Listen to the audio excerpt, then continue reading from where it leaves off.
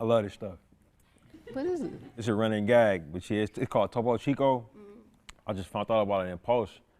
And like now everybody bring bottles of it like as a joke. But what? It's carbonated water from Mexico. It's really good. We can talk about it when we off the clock. You know, I promise you I ain't got no sponsorship or nothing. I love it and it's perfect for like post. Okay. You know what I'm saying? See, I need that. Yeah.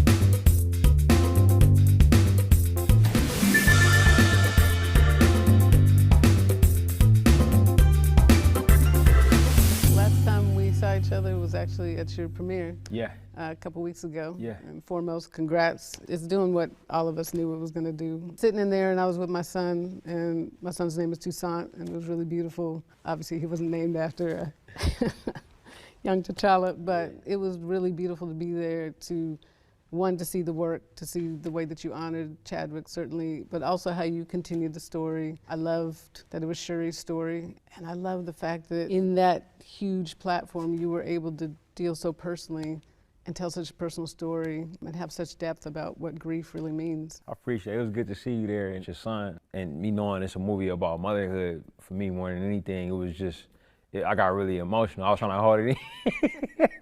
I'm happy to just be here talking with you. You know, obviously we talked about what your movies mean to me and to my wife and to my friends. You know, they mean the world, and to see you on this scale. You know, I was born in the 80s, and like when I was going to movies on my own, I was going to see like Gladiators, the Bravehearts, you know what I'm saying? Like that kind of scope. An evil is coming that threatens our kingdom, but we have a weapon.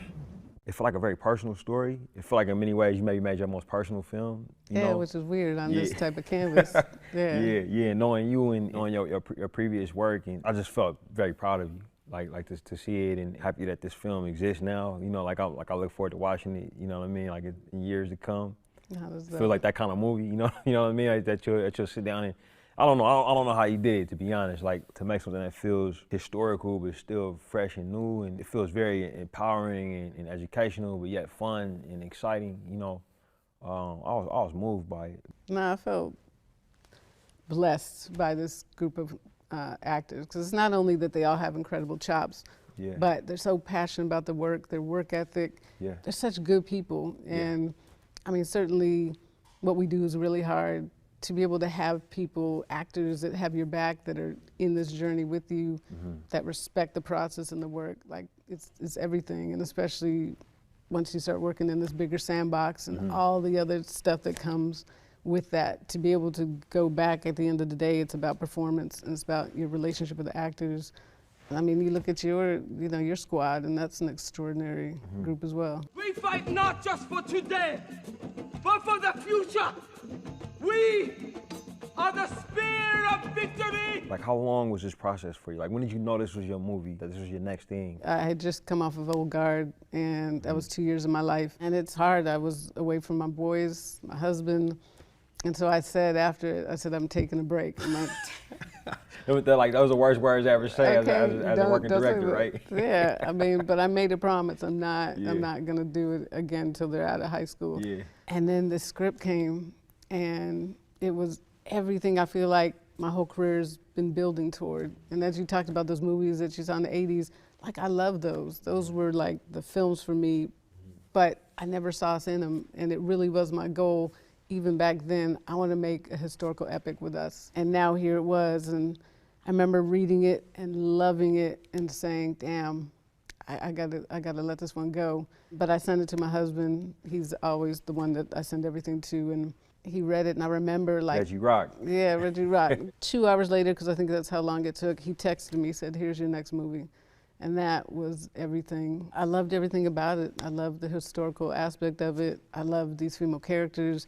I remember reading these women rise up out the grasses, and I saw it, you know, in my head. I knew how I wanted to shoot this. The opening set piece. Yeah, and I knew who I wanted in it. The fact that Viola Davis was attached, the opportunity to touch greatness, like how often do we get to do that? And that's what she is.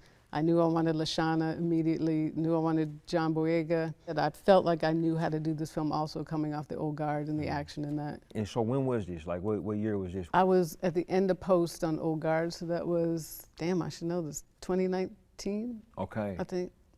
Yeah. So about a 2.5, 3 year journey for you, this one. Yeah, and it took Viola and Julius and Kathy, the producers, like 7 years to get this thing set up and greenlit. And I see Maria Bello's name sometimes. yeah, it's crazy. She's the one, she went to Benin and heard about the story and came back and pitched it to Viola.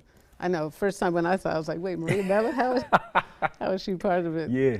But that's the whole thing of disrupting, disrupting genres, and that's what Black Panther did. Like on this whole press tour, I love talking about what you did because, like your success, not even the success of Black Panther, but what you did with it and how you told the story and how you infused us and culture and depth in it absolutely opened the door for this film. I don't know that Woman King would be made if you didn't do what you did with Black Panther. That's heavy. That's an honor to just hear that.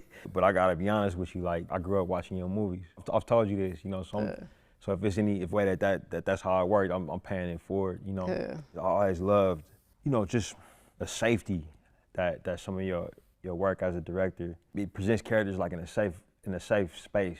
Even in Love and Basketball, man, like when those two characters on the court with each other, the prom night scene with Maxwell, like it feels like you get to lean in and get comfortable and like watch these people open up. You've done it in all your films, and I think that for this one, it's almost like archetypal characters, like the general, the wisecracking second in command. You know what I mean? Like the young trainee upstart who you watch on the journey, and the confidant. These are characters that they exist in these types of movies. To see it played by these Black women that I feel like I recognize, and to see them in the moments where they swinging the swords and they doing the training montages, but to also see it in those quiet moments. I'm like, oh yeah, that's that same feeling I got when I was watching these other films. I think you made something that's unique. I think this movie's gonna age really well as well.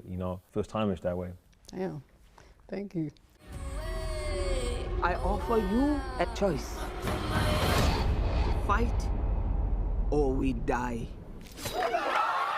Now the first time we met was when I came to see Fruitvale Station.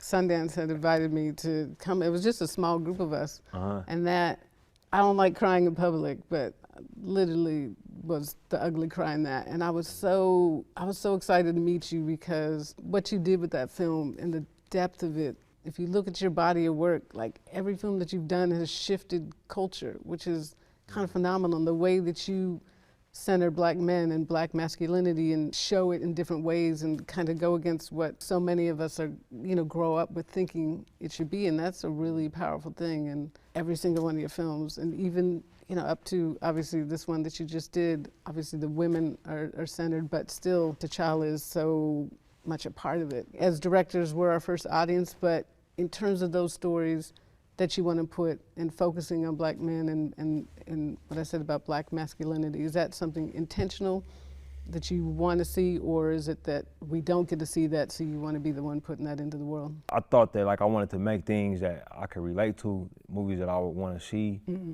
Each time I make a movie, I'm dealing with my own personal fears. I've been fortunate enough to be able to start from the script. Mm-hmm. In these cases, sometimes Fruitvale I was on my own, but in the other films I was blessed to have co-writers. Oftentimes it comes back to man, what are we afraid of?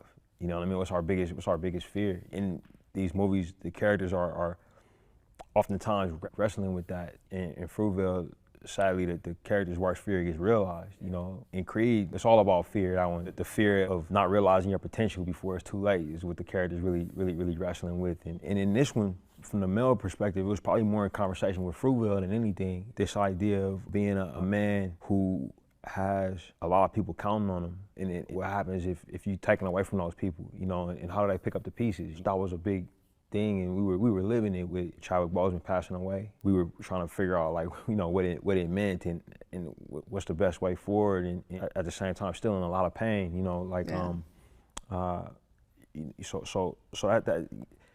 that question of masculinity, specifically Black masculinity, for me it was just about making something that was honest to me emotionally each time, and me as a Black man having an opportunity in the same way that you as a Black woman have an opportunity to make these movies, the specificity comes through if we're doing something that's honest. I am queen of the most powerful nation, and my entire family is gone. I gotta tell you, man, like my family, we all athletes, like as a lot of us are in inner cities, you know. But man, we quote them scenes from Love and Basketball. Like we quote them like as a family, you know, like Gucci and Gold, like the most random scenes, you know, because we connected with it, you know. It felt honest. It felt like something that's so rare, you know, like in the world of cinema, you know. And I feel like with Woman King, you just got scene after scene after scene after scene of things I've never seen before, you know. But at the same time, it felt familiar, you know what I'm saying? Like, I want you to talk about that. Like, at what point did you realize that you were making something like that hadn't been done before? Was it when you read the script, or was it when y'all was into the work? Like, at what point did you realize? I mean, certainly when I read it, knowing, damn, we get to center Black women in a story like this, and the fact that this was a story that in history that had been erased, and how often that happens with us. The fact that so many of us grow up being taught that our history begins with enslavement, and not like there's so much more to us. So I knew like centering that was going to be different, but it wasn't. I think it was once we started rehearsal, and for us, rehearsal was the training. I had these women in training for months because I wanted them to do their own fighting and stunts, and to be able to feel what it feels like to be a warrior on a molecular level. I mean, you and I were athletes. Like, we grew up, we know what that feels like.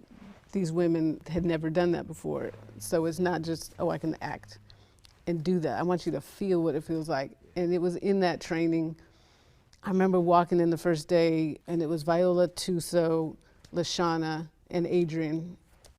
And I just remember watching them and feeling like, damn, I've never seen this before, and getting so excited to know that that was gonna be every day. And the way that they were connecting with who these women were on an ancestral level, like it was that deep for them. The conversations that we were having, everybody kind of felt like, God, we get to honor them and put them up on screen and tell their story, their forgotten story. We knew it felt special to us, and so every day putting in that work, you know, on this level, it's like, it's so much work and pressure, but it was like, we gotta get it right for them. And when you have a cause bigger than yourself, like, that's the beauty of what we do, when that can drive us, as opposed to just focusing on the pressure or the schedule or the money or the budget, you know, all of that. Nah, we get to tell their story and tell it with the scope and the epicness that the story deserves. That it just felt good every day.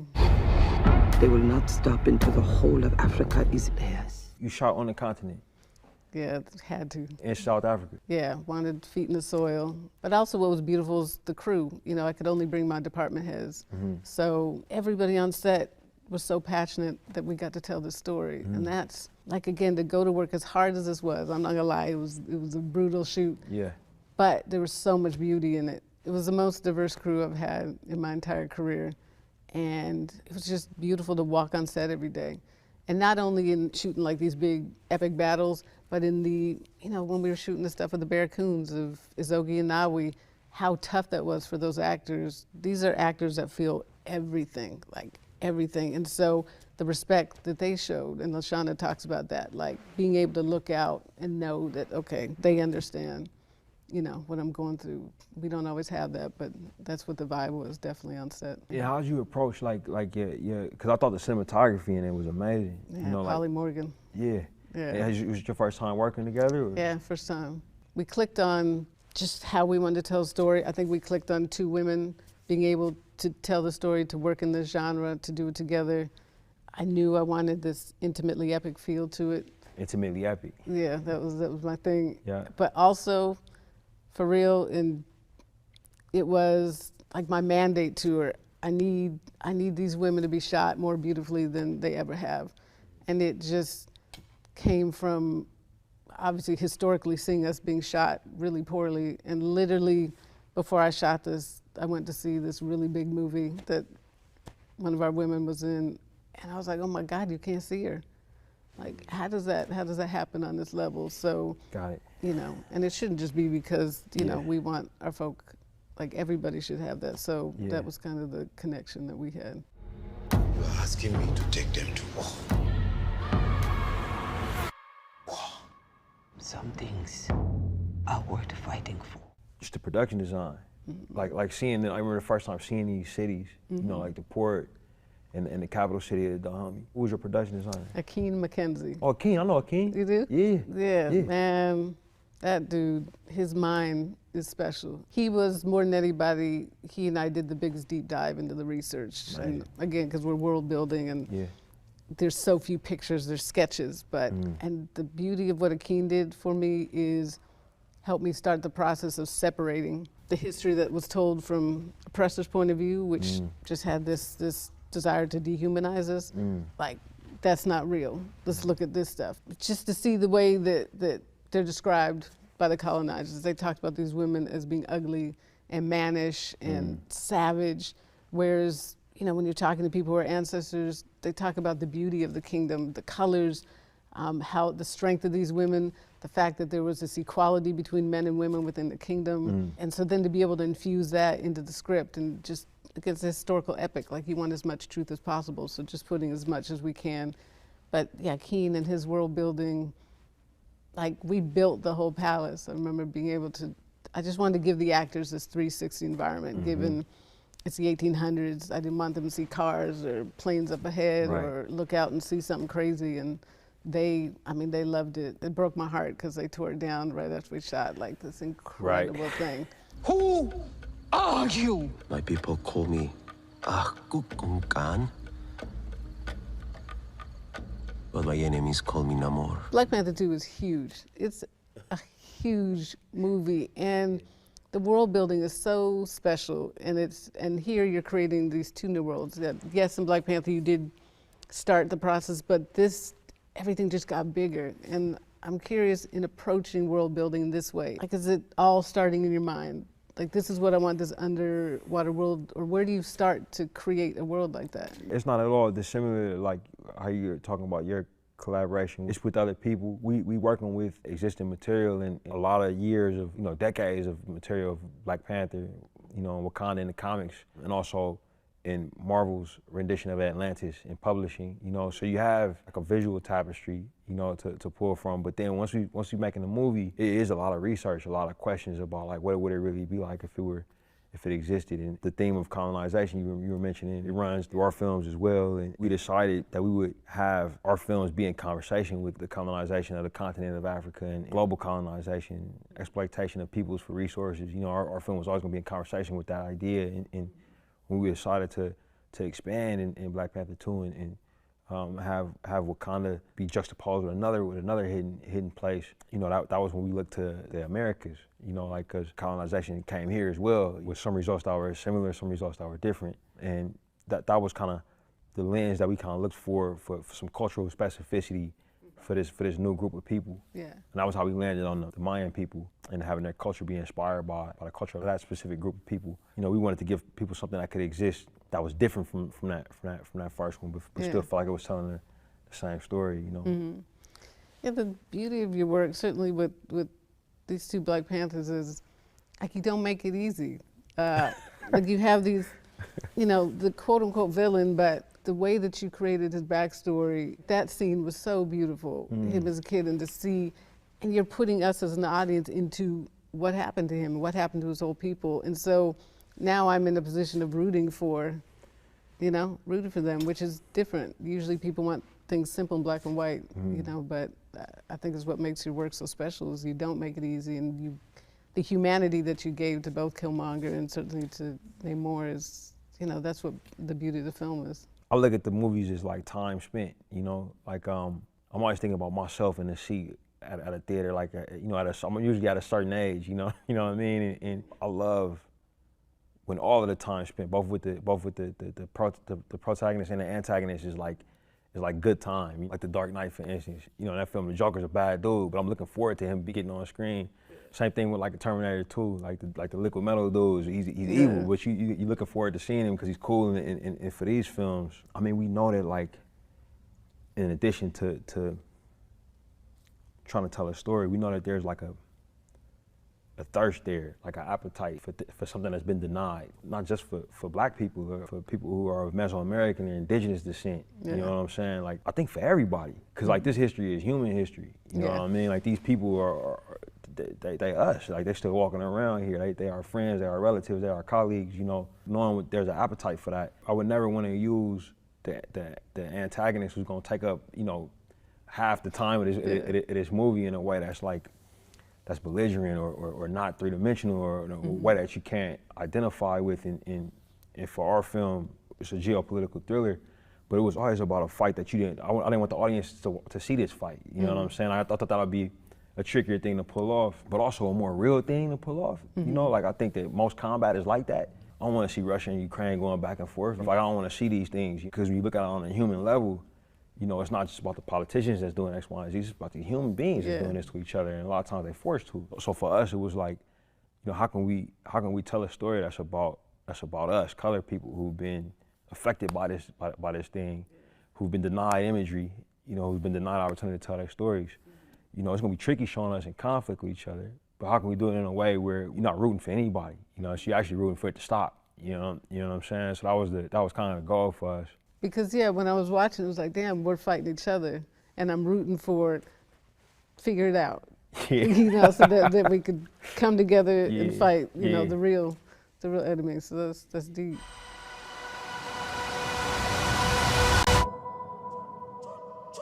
Creative control. Again, your films are so, first of all, every film you've done has been great. I appreciate Like, the great. kind words. Likewise. And I know to do that, it's a fight. It's a constant fight for vision. And you jumped into that big sandbox earlier than I did, but I hope and feel like that fight that you had to get Fruitville done, to get Creed, and what you did with Creed, man. Like, you just came and took a franchise, you know? Do you feel like you have to constantly fight for your vision, even now? I think so, but I've been fortunate each time I have collaborators that I could get on the same page with. So I approach it with like a collaborative mindset, and I also know like that as the budgets get bigger, it's like more at stake, you know what I'm saying? Like, I never want to be the guy who's like, hey, give me $200 million and let me do what I want with this. Like, I never wanted to have that pressure, and I never had that expectation for myself, you know what I'm saying? If you got a specific vision, if you got something to say as an artist, you always got to get people in line with that, you know? Like, it's never just like easy. When it's all said and done, like I've seen your movies, and it's there. Like you know, with each leap. I mean, this is your biggest one, probably scope-wise. Like, I don't know the budget for All Guard. I know it has some big scenes in it. It's big actors in it too. But this felt the biggest to me. It felt like you.